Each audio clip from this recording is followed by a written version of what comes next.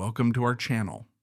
Step into the remarkable story of Jeanne Pruett, a country music legend whose soulful songs and resilient spirit left an enduring mark on Nashville. Born Norma Jean Bowman in rural Alabama, she was raised in a bustling family of 12 siblings, surrounded by the rustic charm of farm life and the melodies of porchside guitar sessions. Music was her escape and passion, as she taught herself guitar and soaked in the sounds of country greats through the family radio. Jeanne's journey took her from small-town roots to the heart of Music City, where she balanced motherhood with a burning ambition to write and perform. Her heartfelt lyrics, reflecting love and everyday struggles, resonated with audiences, especially women seeking authenticity in music. With hits that climbed the charts and a bold promotional stunt that made history, Jeanne proved her staying power in a competitive industry. Beyond music, her ventures into cookbooks and Opry performances showcased her versatility and trailblazing spirit, cementing her as a pioneer for women in country music. Join us to explore Jeanne Pruett's legacy of grit, talent, and timeless tunes that continue to inspire. Whether you're a longtime fan or new to her story, her journey from farm girl to country icon is one you won't want to miss. In the small town of Pell City, Alabama, on January 30th, 1937, Norma Jean Bowman was born into a world of hard work and heartfelt music. The daughter of a large family with 12 siblings, she grew up on a farm surrounded by the earthy aroma of pine trees, the sweet fragrance of honeysuckle, and the vibrant blooms of dogwood trees. Life on the farm was demanding, with each family member contributing to the daily chores that kept the household running. Yet amidst the toil, music became the heartbeat of the Bowman family. On warm summer evenings, they would gather on the weathered porch of their modest home, the strum of guitars and the blend of voices, creating harmonies that carried through the quiet Alabama hills. For young Norma, who would later become Jeanne Pruett, these moments were more than just family gatherings. They were the seeds of a dream that would carry her to the heights of country music stardom. Jeanne's early years were steeped in the rhythms of rural life and the melodies of country music. She taught herself to play the guitar, her fingers fumbling over the strings, until she mastered songs like Down the Trail of Aching Hearts. The family's radio was a constant companion, bringing the voices of country legends like Eddie Arnold and Patsy Montana into their home, alongside the charismatic chatter of radio DJs who spun tales of far-off places and grand stages. Jeanne's love for music deepened as she joined her school's choir and formed a trio called the Super Suds during her high school years, a name that captured the playful spirit of the era. But life demanded more than music. At 16, Jeanne left high school to take a job at a telephone company in Anniston, Alabama, trading her studies for the practical need to support her family. Yet, her passion for music never waned. In her free time, she and her sister would slip away to local VFW halls, where the lively twang of country bands filled the air. It was in one of these smoky, music-filled rooms that Jeanne met Jack Pruett, a talented guitarist whose charm and skill would change her life. The connection between Jeanne and Jack was immediate. Their shared love for music sparked a romance, and in 1955, they married. Jack, fresh from his military service, joined the band of country star Ray Price, a move that prompted the young couple to pack their lives into a car and head to Nashville, Tennessee, the epicenter of country music. Nashville in the 1950s was a vibrant hub of creativity, where aspiring artists and seasoned legends mingled in a whirlwind of ambition and talent. Jeanne and Jack settled into a modest mobile home park, where their neighbors included icons like Lester Flatt, Hawkshaw Hawkins, and Gene Shepard. The couple's life was a whirlwind of change. Jeanne gave birth to their first child, and soon after Jack joined Marty Robbins' touring band, leading them to move into a two-story house in Nashville. In 1958, their daughter Jael was born, and the family relocated to a larger plot of land, a testament to their growing dreams. While Jack was often on the road, Jeanne balanced motherhood with a quiet but burning ambition. She wasn't content to be just a wife or mother. She was a songwriter with stories to tell. Jeanne's songwriting began to take shape in the early 1960s as she carved out moments to write while her children were at school. Her lyrics were a reflection of her life, tales of love, struggle, and the quiet resilience of everyday people. In 1963, Jack took a stack of her songs to Marty Robbins, a towering figure in country music. Robbins was captivated, not just by Jeanne's writing, but by her raw talent. He signed her to his publishing company and recorded her song Count Me Out, which became a major hit in 1966, climbing the country charts and showcasing Jeanne's knack for crafting relatable, heartfelt lyrics. That same year, legendary producer Chet Atkins, a titan at RCA Victor Records, heard Jeanne's demo and saw her potential. He signed her to a recording contract, and in 1963, Jeanne released her debut single just a little after Heartaches. Despite her hopes, the song failed to gain traction on the charts, a setback that sent Jeanne back to her role as a homemaker. But her spirit remained unbroken, and she continued to write, her pen fueled by determination. The late 1960s were a time of perseverance for Jeanne. Balancing family life with her musical ambitions, she honed her craft, writing songs that captured the essence of the human experience.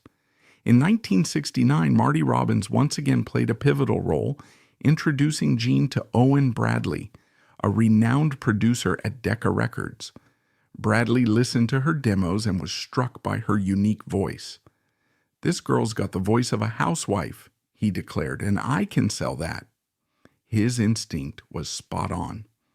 In 1971, Jeanne released Hold On to My Unchanging Love, a single that marked her first entry onto the Billboard Hot Country Singles chart, peaking at number 66. It was a modest success, but it was a start. The following year, her self-written song Love Me climbed higher, reaching the top 40 and signaling that Jeanne was more than a songwriter. She was a performer with a voice that resonated. Her debut album, released in October 1972 under the Decca label, earned glowing reviews from Billboard, which praised its authenticity and emotional depth. Jeanne Pruett was no longer a hidden talent. She was a rising star in Nashville's competitive scene. The year 1973 marked a turning point in Jeanne's career, a moment that would define her legacy. While searching for new material, she discovered a song called Satin Sheets, written by John Volincati, previously recorded as a duet by Bill Anderson and Jan Howard. It had never been released as a single, languishing in obscurity. Jeanne saw something others missed, a raw, emotional core that could connect with listeners. Working with her producer Walter Haynes, she reimagined the song's introduction, infusing it with a relatable, down-to-earth quality that spoke to the struggles of everyday life. But when she presented Satin Sheets to Decca, now rebranded as MCA Records, the label hesitated. They deemed the song too traditional, fearing it wouldn't compete in an industry leaning toward polished, pop-infused country. Jeanne, however, was undeterred. In a bold and creative move, she took matters into her own hands. She spent hours cutting 1,600 small pieces of pink satin fabric, each meticulously packaged with a copy of her single and mailed to radio DJs and music directors across the country. This wasn't just promotion, it was a statement of her belief in the song. The strategy was a masterstroke. Satin Sheets soared to #1 on the Billboard Hot Country Singles chart in May 1973 and even crossed over to the pop charts, peaking at #28 on the Hot 100. Jeanne Pruett had not just arrived, she had taken the country music world by storm. The impact of Satin Sheets was nothing short of monumental. The accompanying album, released in June 1973, topped the Billboard Top Country Albums chart, a remarkable achievement for an artist who had been relatively unknown just months earlier. On July 21, 1973, Jeanne's star power was cemented when she was invited to join the Grand Ole Opry, the pinnacle of country music prestige. Introduced by Dolly Parton, who affectionately dubbed her Miss Satin Sheets, Jeanne stepped onto the Opry stage as a full-fledged member, one of the last artists to perform at the historic Ryman Auditorium before the Opry moved to its new home. Critics were effusive in their praise, with Billboard hailing the Satin Sheets album as a testament to talent that had been suppressed in obscurity for years. The song's traditional country sound, with its steel guitar and heartfelt lyrics, stood in stark contrast to the era's slicker productions, resonating with listeners who craved authenticity. Its themes of love, longing, and the quiet struggles of a housewife struck a chord, particularly with women who saw their own lives reflected in Jeanne's voice.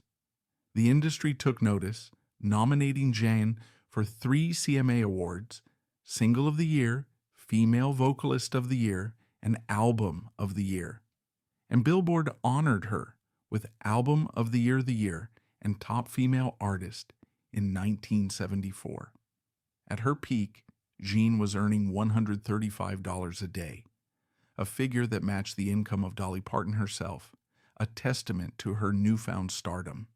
The years following Satin Sheets were a whirlwind of activity. Jeanne capitalized on her success with a string of hits, including I'm Your Woman, which reached #8 on the country charts, and You Don't Need to Move a Mountain, which peaked at #19.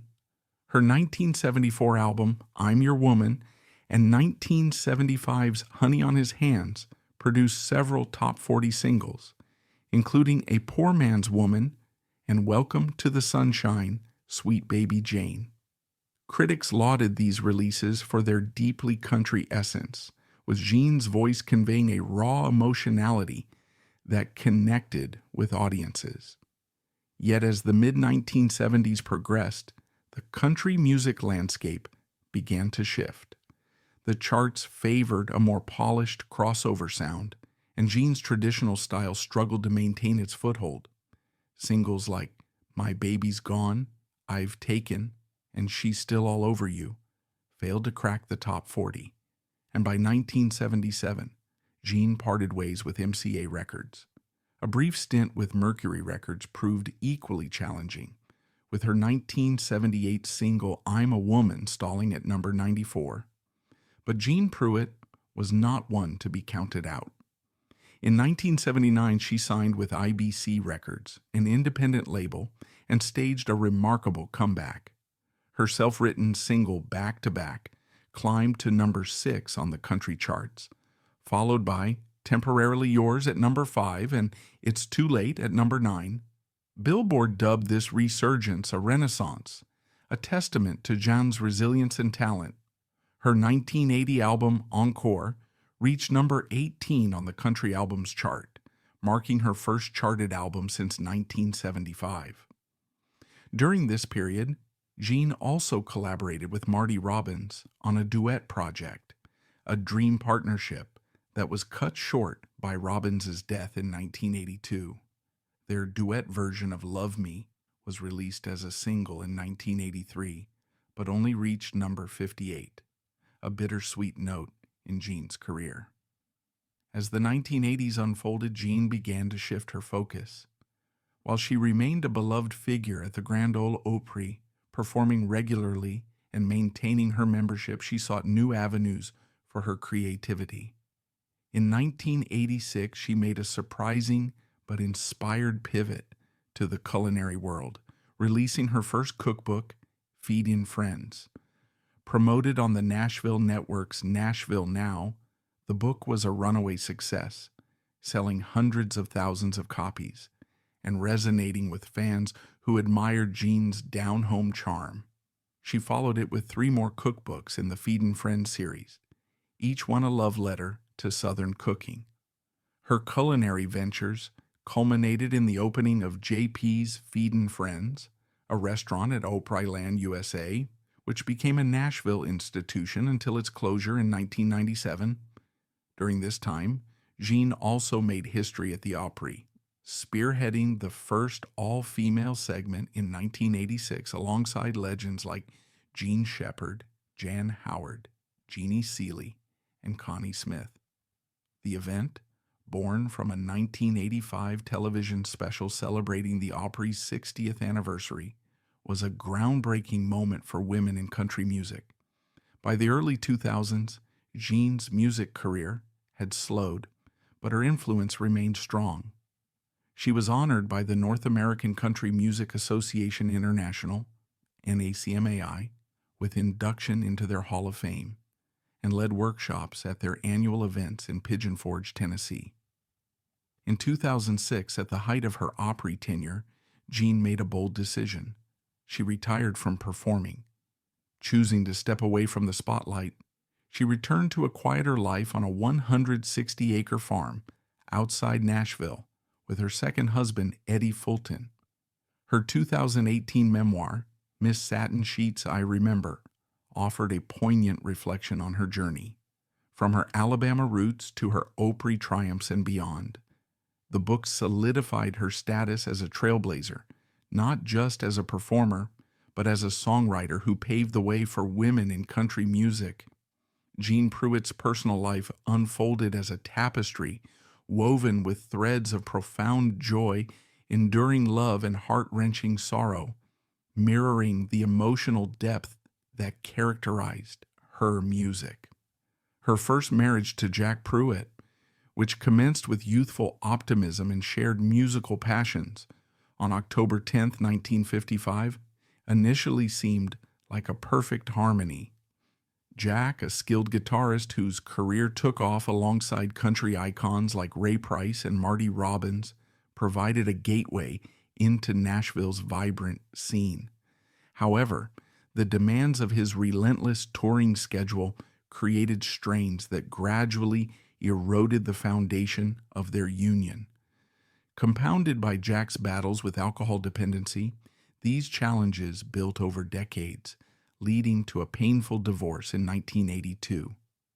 Jeanne herself reflected on this period as the most agonizing chapter of her existence, a time when the stability she had built as a wife, mother, and emerging artist felt irreparably shattered. Despite the acrimony of separation, the couple managed to preserve a level of civility, prioritizing their shared history and the well-being of their children. Jack Pruett went on to remarry and lived until 2011, when he passed away, leaving behind a complex legacy intertwined with Jeanne's own story. In the aftermath of the divorce, Jeanne demonstrated remarkable resilience by relocating to a nearby apartment complex, where fate introduced her to Eddie Fulton, her road manager and bus driver. Their relationship blossomed from professional camaraderie into a deep romantic partnership, grounded in mutual support and understanding. They exchanged vows in 1985, embarking on a new phase of life together. Symbolizing their commitment to simplicity and serenity, the couple constructed a cozy log cabin-style home on their expansive 160-acre farm in the outskirts of Nashville. This sanctuary became more than just a residence. It represented Jeanne's deliberate shift toward a grounded, introspective existence, away from the frenetic pace of the music industry. The farm offered a haven where she could reconnect with her rural Alabama roots, tending to the land much like her childhood days on the family farm, and find solace in the quiet rhythms of nature. Tragedy struck again in Jeanne's life with the untimely death of her son, Jack Pruett Jr., on February 1st, 2022. Jack Jr., who had followed in his parents' footsteps as a musician and occasionally performed alongside his mother, left an indelible void. This loss compounded the heartaches Jeanne had already endured, testing her emotional fortitude to its limits. Yet true to her character, Jeanne's resilience emerged as a beacon of strength. She channeled her grief into reflection, drawing from the same inner resolve that had propelled her through career highs and lows. Today, at 88 years old, Jeanne continues to reside quietly on her beloved farm, embracing a life of peaceful seclusion.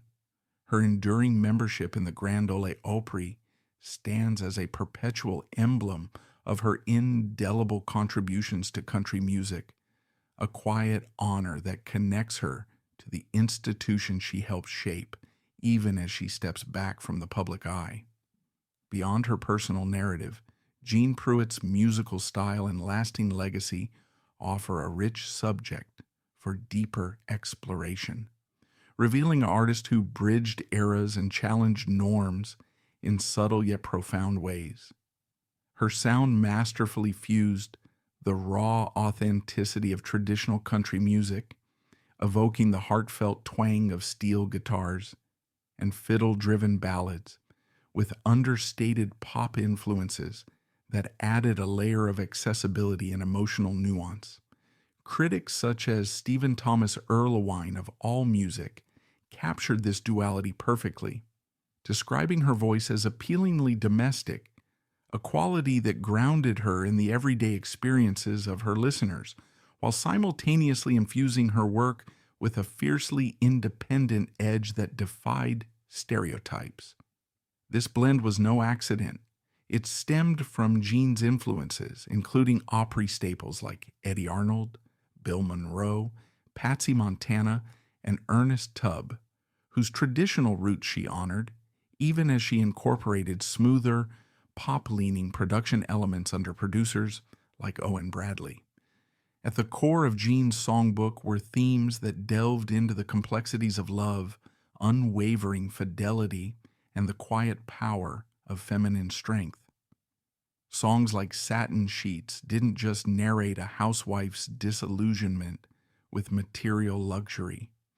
They unpacked the emotional labor and unspoken yearnings in relationships, allowing audiences, particularly women, to see their own realities mirrored in her poignant lyrics. This resonance was amplified in tracks such as I'm Your Woman and Back to Back, where declarations of devotion carried an undercurrent of empowerment, asserting personal agency amid vulnerability. Scholars and critics like Mary Buffwack and Robert K. Orman, in their seminal work on women in country music, drew parallels between Jeanne and contemporaries like Jean Shepard and Melba Montgomery, highlighting her feminine perspective, a lens that portrayed women not as passive figures, but as resilient narrators of their own stories. Kurt Wolff, another astute observer, commended her for infusing her music with wisdom and conviction, qualities that transform simple melodies into profound statements on human connection and self-reliance. Jeanne's legacy transcends her chart successes, positioning her as a pioneering force in a male-dominated Nashville landscape. As one of the earliest female country artists to gain prominence primarily through songwriting, penning hits for others like Marty Robbins before her own breakthrough, she shattered barriers, earning credibility in an industry where women's roles were often confined to performance. Her journey from demo recordings in the 1960s to Opry membership in 1973 exemplified this trailblazing spirit. In a 2018 retrospective, music journalist Kevin John Coyne emphasized that Jeanne's enduring impact lay not solely in her blockbuster hits, but in her foundational role as a female songwriter who paved the way for future generations. By establishing herself through the power of her pen over a decade before her vocal talents took center stage, she inspired artists like Dolly Parton and Loretta Lynn to embrace multifaceted careers. Today, her induction into halls of fame, such as the North American Country Music Association Internationals, and her continued reverence among country enthusiasts underscore a legacy of innovation and authenticity. Jeanne Pruett didn't merely contribute to country music, she redefined what it meant for women to claim space within it, leaving an imprint that continues to influence and intrigue new audiences curious about the unsung architects of the genre. That's a wrap for today's video. If you enjoyed it, smash that like button, drop us a comment below, and don't forget to subscribe so you'll never miss our new content. Thanks for watching.